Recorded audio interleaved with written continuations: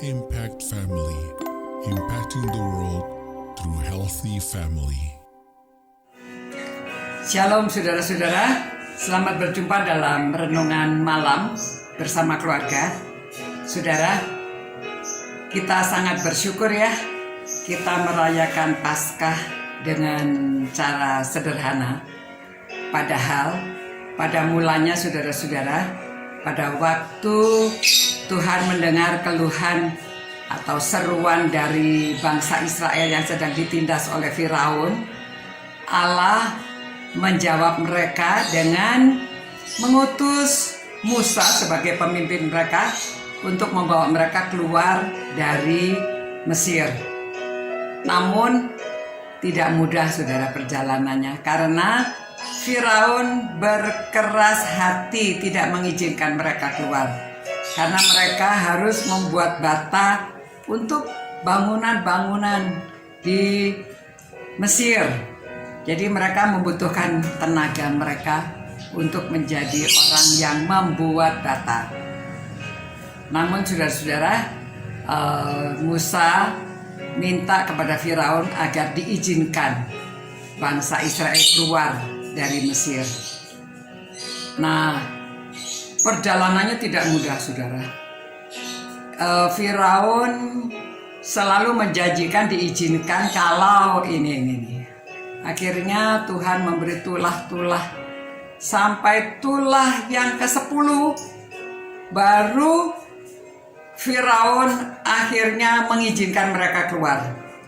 Nah, pada waktu tulah ke-10 itu ialah Tuhan mengatakan bahwa umat ini akan keluar dan anak sulung akan meninggal jikalau mereka tidak melakukan seperti yang diperintahkan oleh Tuhan.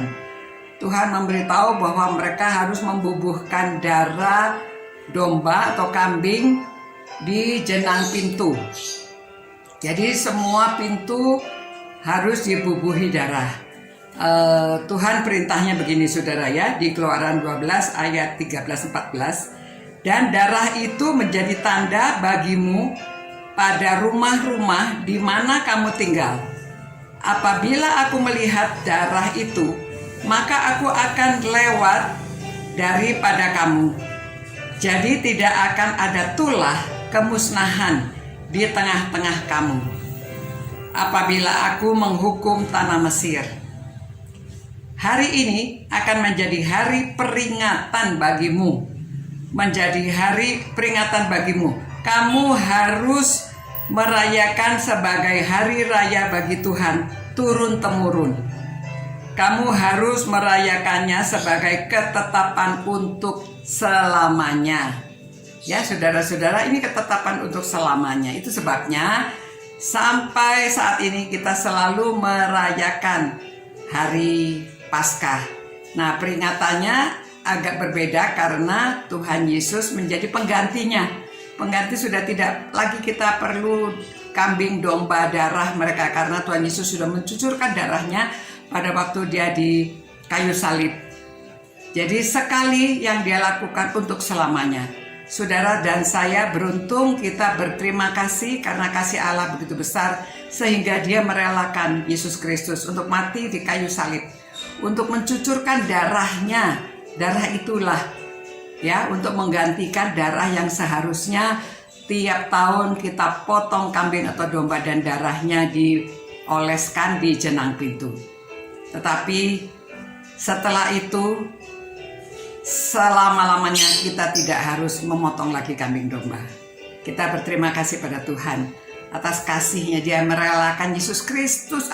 Dia yang mencucurkan darahnya, dia yang disalib, dia yang dipakai mahkota duri, dia yang harus menderita sedemikian rupa supaya saudara dan saya dapat dihapuskan dosa kita. Kita akan melewati kematian. Kita tidak akan mati, tetapi kita akan beroleh hidup yang kekal jikalau kita mempercayai dan menyerahkan hidup kita kepada Tuhan. Begitu saudara-saudara ya, kita terima pemberian Tuhan supaya kita dapat beroleh keselamatan. Kita dilewati malaikat maut, ya, karena Tuhan yang sudah membayar semuanya lunas bagi kita.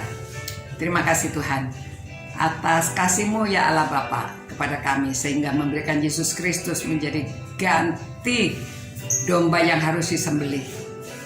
Dan Dia sudah melakukan 2000 tahun yang lalu. Kami percaya, kami menyerahkan hidup kami ke dalam tangan-Mu. Kami beriman penuh pada Yesus Kristus. Demi nama-Mu kami berdoa. Amin. Selamat malam saudara-saudara. Bersyukur kita semuanya beroleh hidup yang kekal. Selamat malam, selamat beristirahat. Tuhan beserta saudara-saudara. Ciao. Impact Family, impacting the world through healthy family.